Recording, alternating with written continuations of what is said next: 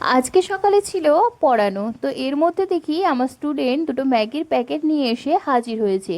আর এনে বলে যে ম্যাম আজকে এই ম্যাগিটাকে বানিয়ে দেবে আর আমরা দুজনে খাবো। আগের দিনকে পোহা বানিয়েছিলাম, তো সেটা খেয়ে ওদের খুব ভালো লেগেছে।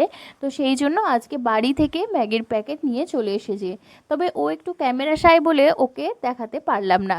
তবে দুঃখের বিষয়, আমার ওই পুচকে স্টুডেন্টটা আজকে আসেনি, ও বিকেলবেলায় পড়তে আসবে, তাই ওর আর আজকে ম্যাগি খাওয়া হলো না। পরে একদিন দুজনকে একসাথে বানিয়ে খাওয়াবো। তবে জানো তো, যদি কোনো দিন কোনো কিছু বানাই খাবারের জিনিস, তাহলে কিন্তু ওরা সেদিন পড়াশোনাগুলো খুব তাড়াতাড়ি করে করে নেয় আর চুপচাপ বসে থাকে, মানে কোনো দুষ্টুমি সেদিন করে না। তো আমিও আজকে ভাবলাম যে একটু চাউমিন স্টাইলেই ওকে আজকে বানিয়ে খাওয়াই। তো যেমন ভাবা সেরকম কাজ, একদম চাউমিনের মতো করেই ম্যাগিটাকে বানিয়েছিলাম। আর সত্যি বলছি, খেতে কিন্তু দারুণ হয়েছিল। আর আমার কিন্তু এই রকম ম্যাগি না খেয়ে চাউমিন স্টাইলে বানিয়ে খেতে বেশি ভালো লাগে। আর তোমাদের কার কার ভালো লাগে আর কে কে বাড়িতে বানিয়ে খাও, সেটা কিন্তু কমেন্টসে জানিও।